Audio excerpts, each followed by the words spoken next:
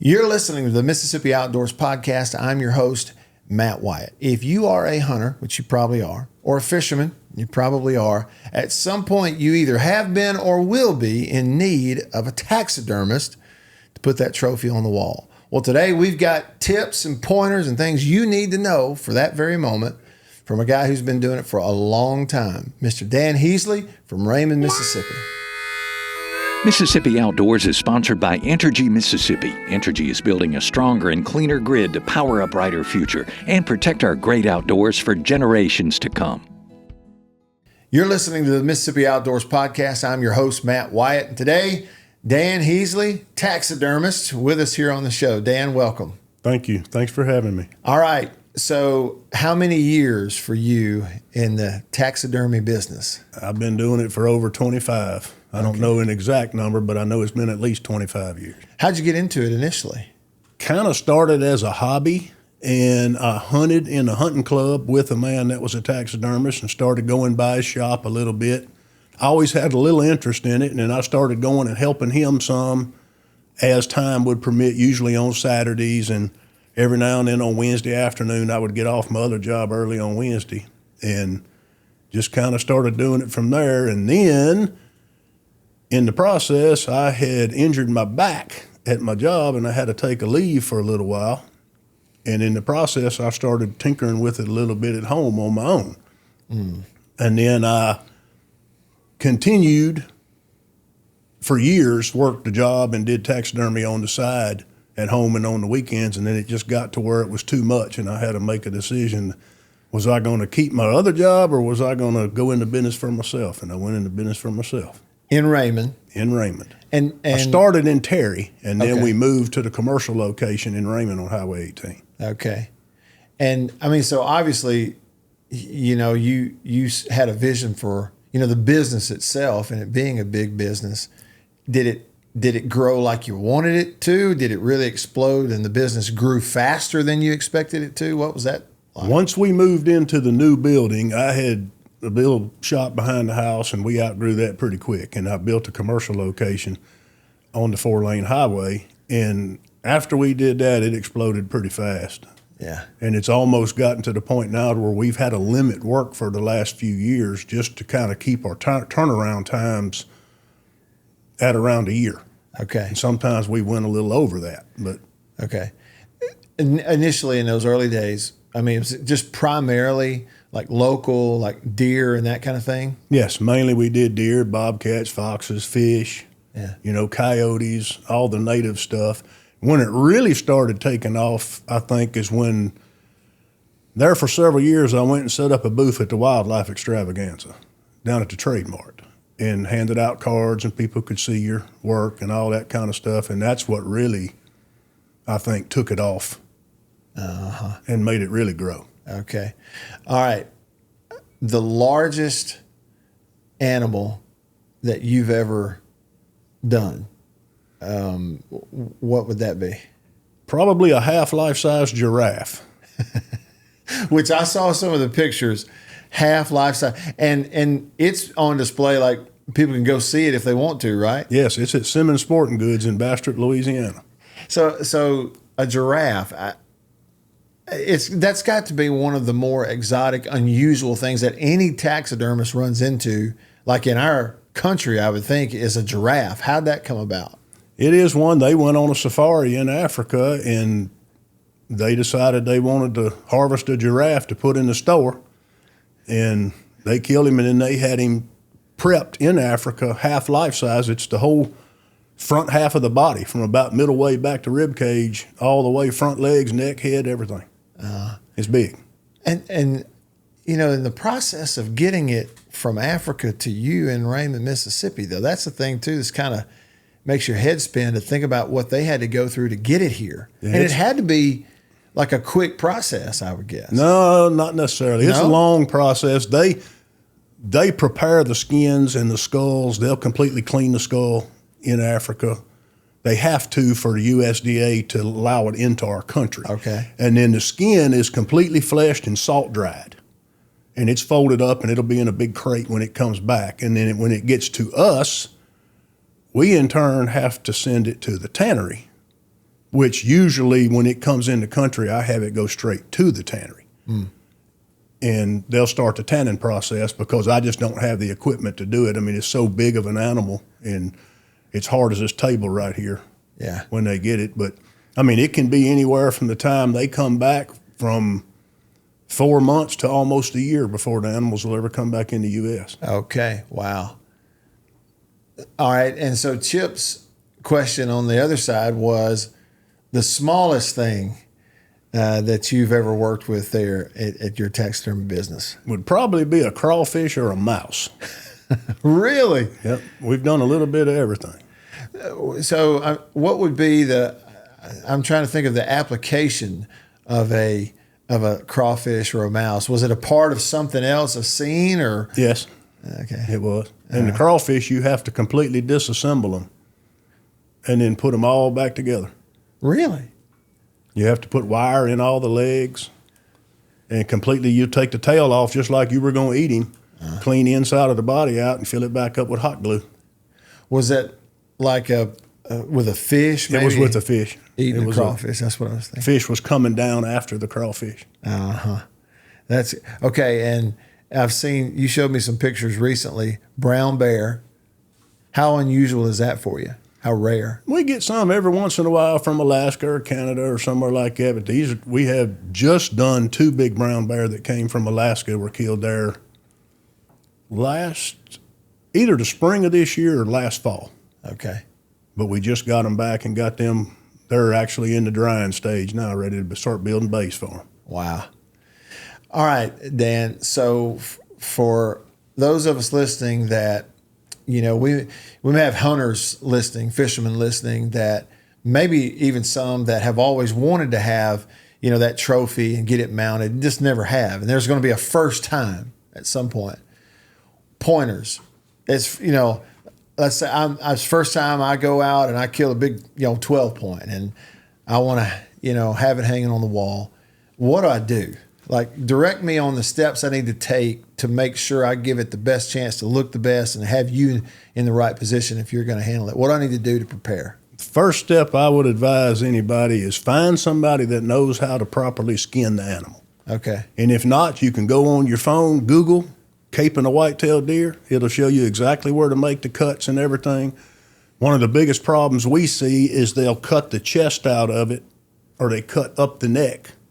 They'll come on the inside of the front leg and across the chest, and then you lose all your brisket. And you can get somebody to do it, call the taxidermist and get instructions on how to do it. And then once you get it caped, you need to refrigerate it as soon as possible.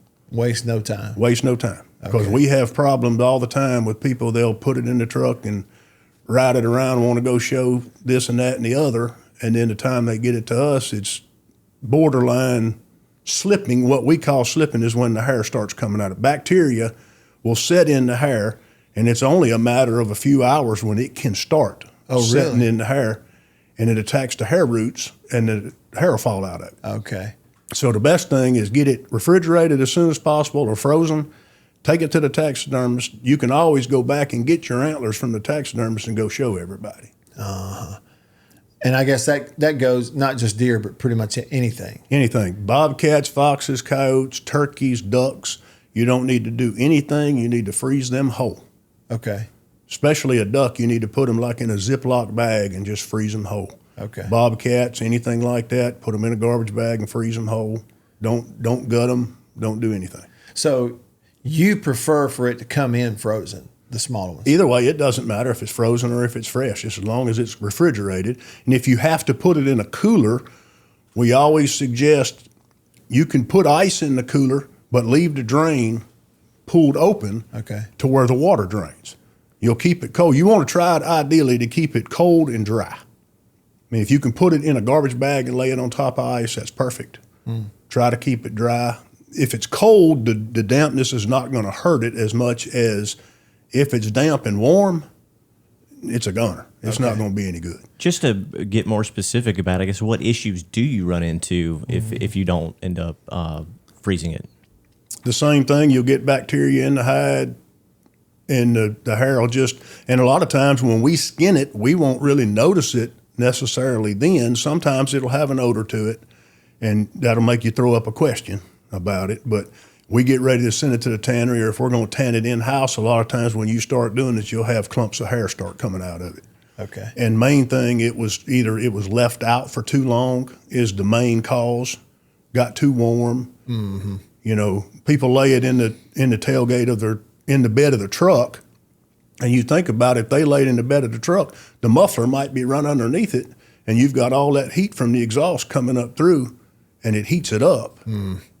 And then we run into the same thing sometimes when they kill something and they don't recover it right away.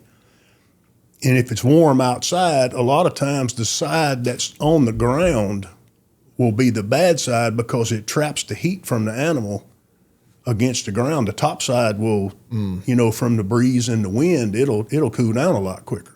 We run into that with some bears from Arkansas here a few years ago. That one guy shot one and it laid, and the whole one side of it was bad. So really just a sense of urgency. A sense of urgency as best you can. I mean, now when you get up in January and December when the temperature's cold, it's not near as much. But like this velvet season that we're going to have this week. I was going to ask you about that. Yeah. Is going to be 94 degrees. You better get them in the freezer or in a cooler, and try not to handle the velvet any more than you have to. Okay. Because that velvet, just your hands on it can heat it up and make it turn loose. Wrap it with some clothes, something like that. Okay, so a deer in velvet, for you, the process, is it much different in terms of, you know, preserving that and having it look natural? It is, because, you know, a hard-horned antler deer, we cape the hide off of the carcass and we saw the antlers off. We do the same thing with a velvet deer, but we have to put them in the deep freeze. They have to stay in the freezer frozen until we get ready to put them in our chemical, which treats the velvet. Okay. Make the velvet stay on and it bug proofs it. Okay. That's fascinating. Okay, so the heat and cool, the refrigeration thing, that's point number one.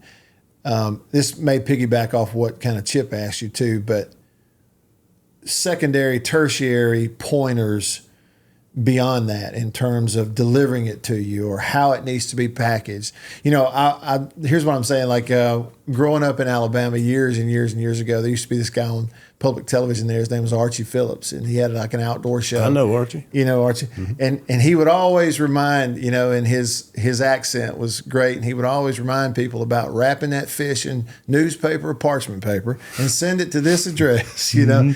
So other things other than the refrigeration that I need to know, both deer, animals, mammals, and fish, what I need to know. That was an old tale. They used to always say wrap them in newspaper. The best thing to do with a fish is wrap it in a towel or an old T-shirt.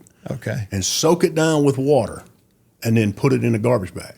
Okay. What happens with the paper on the fish, it sucks all the moisture out of the fish, and you put it in the freezer, it'll freezer burn in a matter of just a little bit. I guess he was referring, I used to always, you know, hear that wise tale, wrap it in newspaper. And then when I started getting a few of them in newspaper, I started telling them, don't wrap it in newspaper. Okay, so that's not the thing. Yeah, put it in a garbage bag is better than newspaper. But it's really better if you're going to be a little while with the fish is to wrap it in just an old T-shirt or an old paper towel, because you're never going to get the fish smell back out of it again, that towel or whatever. But wrap it in it and just soak it down with water and put it in a garbage bag and put it in the freezer.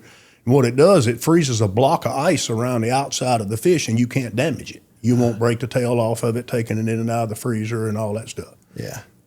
And like I said, ducks, the best thing to do with a duck or a turkey, a duck especially because they're smaller, is put them in a Ziploc bag and seal them up tight, and you'll keep them from freezer burning. The problem we run into is the feet and around the bill and the head will freezer burn.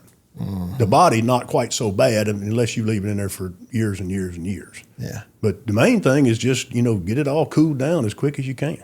Okay. All right. You know, a minute ago, I think I asked you about the largest. You mentioned giraffe, and Chip wanted to know about the smallest, crawfish, mouse. Here's another word, the most unusual thing that's come through your door.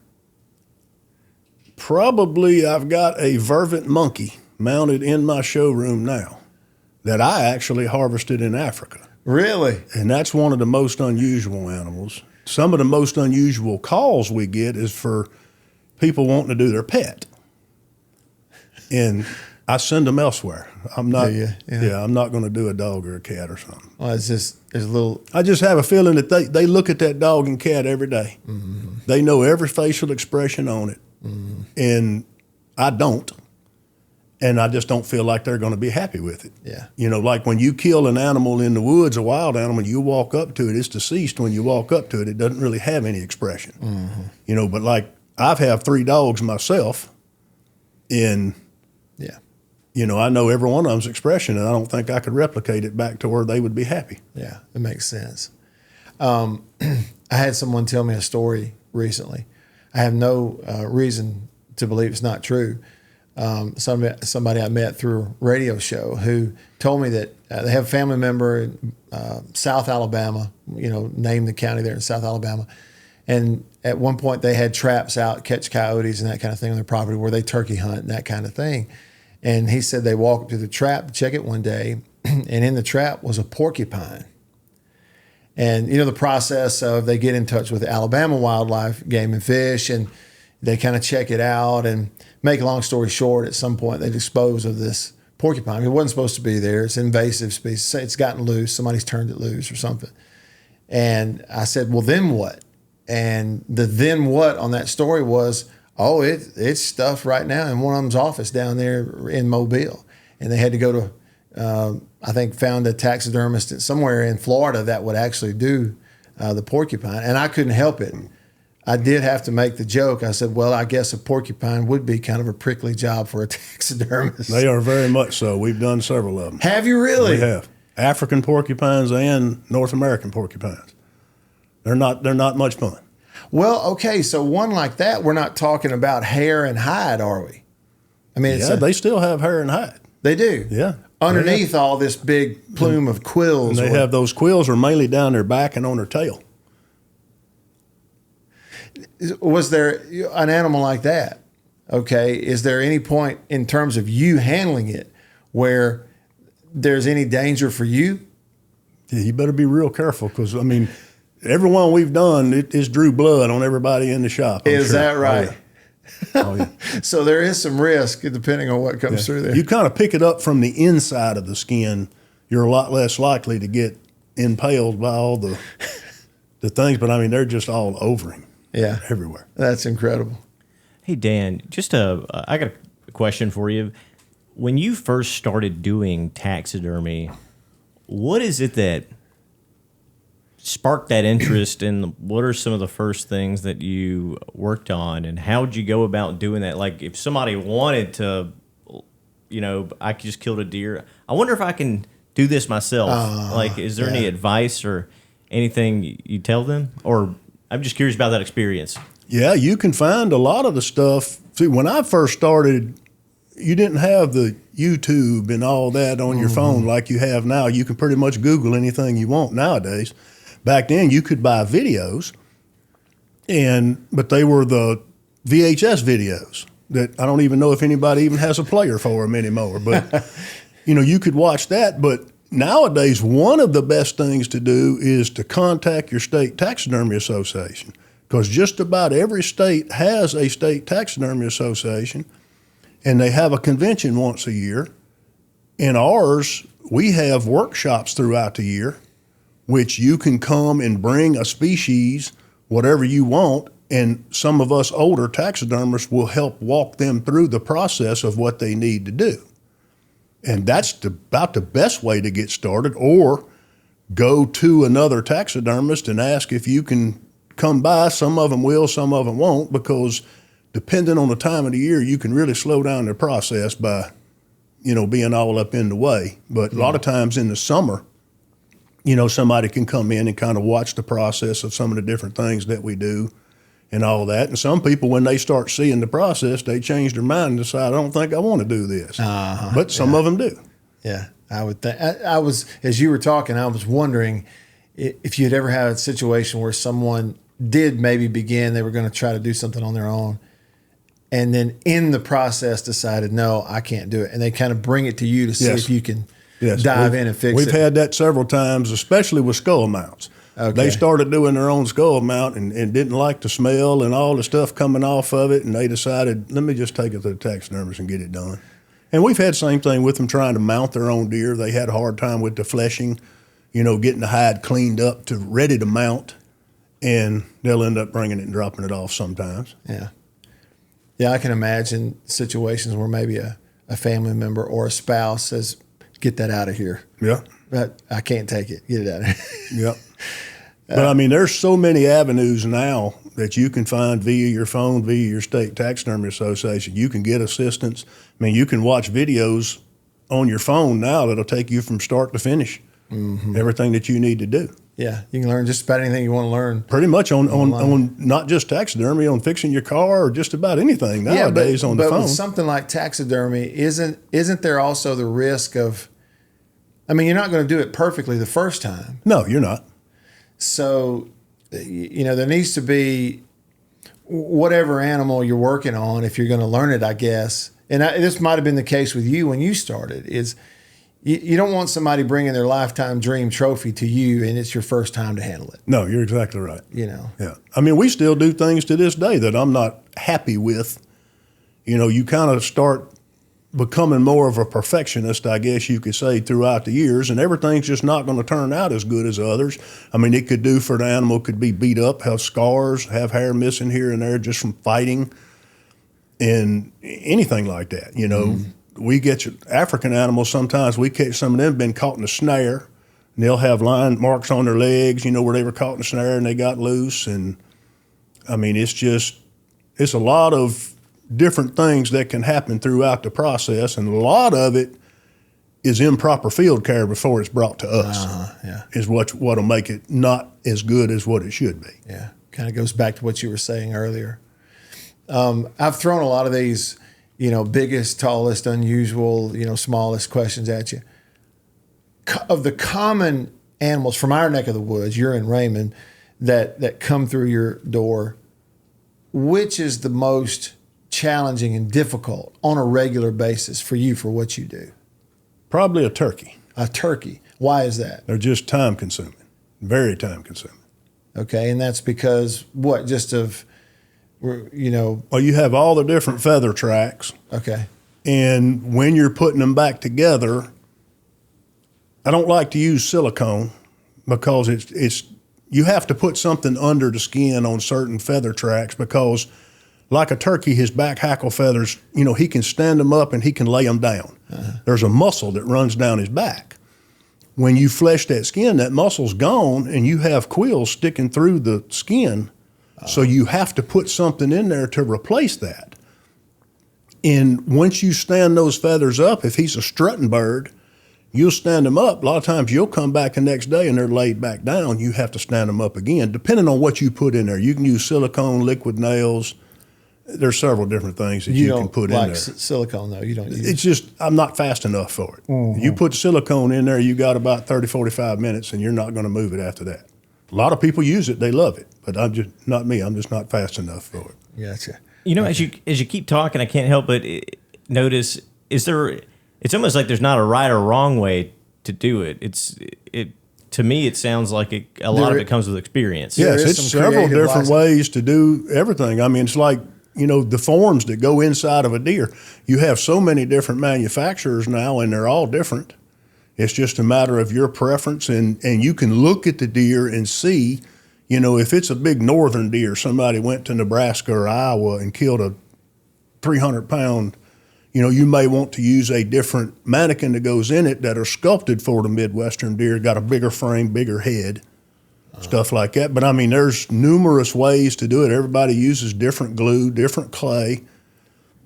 Yeah. There's several different ways to do everything. It's not one right or wrong way, as long as you get the right result that you're happy with. Those forms that, everything's built around, where do those come from?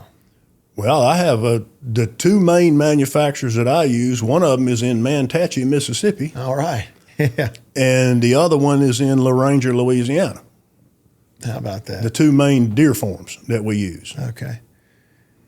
See, I live close to Manatee. I don't guess I ever knew that Ben Mears whitetail forms. How about that? They're in Manatee, and that's where I use most of them. And the other one is Joe Coombs Classics, is in La Ranger, Louisiana. Those are the two forms that we use the most of. Okay, that's fascinating. So you see a lot of deer come through the door. We hear a lot of conversation, whether it's private landowners and they're trying to grow a certain size deer, buck, depending on what part of the state you're in and all that. Do you have an opinion or a thought on hunters letting younger deer grow, let them grow? You have a unique perspective because these animals are coming through your door. Very much so. We have people come in every year with a smaller deer, but I mean, it's their trophy. Mm-hmm. It's a trophy in their eyes, which is fine with me. They all pay me the same. I don't charge according to how big the deer is. It's per deer. But they'll look at some of the other deer we have mounted and they'll say, man, I'd like to kill one like that. And I want to tell them so bad, well, don't shoot the 2-year-old or the 3-year-old. Give him an opportunity to become 4 or 5 years old and see what he's going to be. Mm-hmm. But I mean, I can't really tell them that, make them mad. But then we have a lot of I have people come to me throughout the year. Sometimes I age jawbones for a couple of different groups of people and stuff because they've set their criterias at their camp to where the deer has to be 4.5 years old or whatever for them to harvest it. And then I have other ones that'll come with pictures. And they'll ask me, how old do you think this deer is? And I'm pretty good at looking at the body of a deer, and I can get pretty close to the age. I mean, I'm not a biologist or anything like that, but I've hunted enough, and you can kind of tell when that deer comes out and he's real big in the back end and real small in the front end, he's 1.5 years old. Mm-hmm. And then basically at 2 and 3, he's going to be pretty much the same size front and rear. When they start getting 4 or 5, he's going to be like that big bull cow that you see out in the cow pasture. He's great big in the front end, and his hindquarters actually look small. They're not small, but it's just that his front end has matured so much, mm-hmm. and he's become a big mature deer. But, I always try to tell them if you want meat, shoot does. We got way too many does anyways. Uh-huh. And a lot of your old timers won't shoot does. And I mean, I can remember when I first started hunting back 40 years ago, I can remember going to the deer camp down in Jefferson, Franklin County, and we might hunt all week and never see a deer. Right, yeah. And it's not like that now. Right. They're everywhere. Yeah. And we've had people sitting in your chair there, others, some of the deer management folks from MDWFP, encouraging folks to take more, and get that average up to about 3 a year per hunter. If you get that, everybody's going to benefit from it for lots of different reasons. That's right. So if you want meat, even from your perspective, the doe, if you want the big buck, let the young one live. That's exactly right. Mm-hmm. How about that? It almost, Chip, it sounds almost right parallel to, we were talking with Larry Pugh at one time about big bass. Everybody wants the trophy bass. He said it's all about age. He said that's just if a big bass is an older bass, same thing with a deer. Matt, going back to that question about the most difficult taxidermy animal, what did you think he was going to say? The most difficult? Yeah. The most difficult common one, I didn't even think about turkey. I was thinking about from the mammal perspective, whether it's coyote because there's not much to it. I don't know. I was thinking of a bobcat because anytime I see one like in an antique store or something, they've always got a really ugly looking face. Some of them don't look too great, do they? From a long time ago. What about bobcats? How often do you see one? Well, we actually haven't done them the last couple of years because we just got overwhelmed with other stuff, and we had to cut we still have a few in the shop that we haven't finished yet. We've been working on some here recently, but we quit taking those in the last 2 years. Just main reason is we're just overwhelmed with everything else. How many people do you have working at your operation in Raymond? I've got one full-time guy that's been with me for 18 years, and I've got actually my wife. She works in the front office, and my father, he does panels and bases and all that stuff, and then I've got 2 part-time people that come in periodically and do stuff for us. It's really interesting, too, to sort of, for me, to learn about your sort of journey and step back 10,000 foot view of it and go, okay, you're hunting. One day the light bulb comes on. You decide you're going to learn it. And then to see where it is now from a business standpoint of all these folks that are involved, giraffes from Africa. And I don't have time to hunt anymore, hardly. Really? No. I mean, I could if I really wanted to, but I guess it's kind of lost its luster to me in a way. And I think the reason is because I look at them all day, every day. Right. That's all I look at all day, every day. And I have some people bring me some deer meat every year so I can get me a little processed to put in the freezer. And other than that, I guess deer season, we are so busy just trying to get the animals caped off the head, get the capes cleaned up, washed, and put in the freezer, and get the antlers, sawed off the skull cap. And it's just that you're just wore out. Yeah, it's work. Because, there's days that it's, especially on Mondays, it's daylight till dark, just trying to get them all caped. And I have 2 walk-in coolers, which we have to use from time to time. If we can't get them all done, we have to throw them in the cooler, keep them cold overnight to where we can do them the next day. When you first got into taxidermy, did you love it? Did you enjoy it? I did. Do you still? Not as much as I did. It's more work now than it's a lot. Yeah, it's a lot more work now than it was. Yeah. I still enjoy it, but not as much as I did when I first started. Will you someday retire and hand it off and go hunting again? That would be my long-term goal. That was a lot of the goal when I built that big commercial building, was hopefully somewhere down the line, somebody would come by that wanted to become a taxidermist, and I could kind of put them in the taxidermy business. But that'll remain to be seen. Yeah, that's great.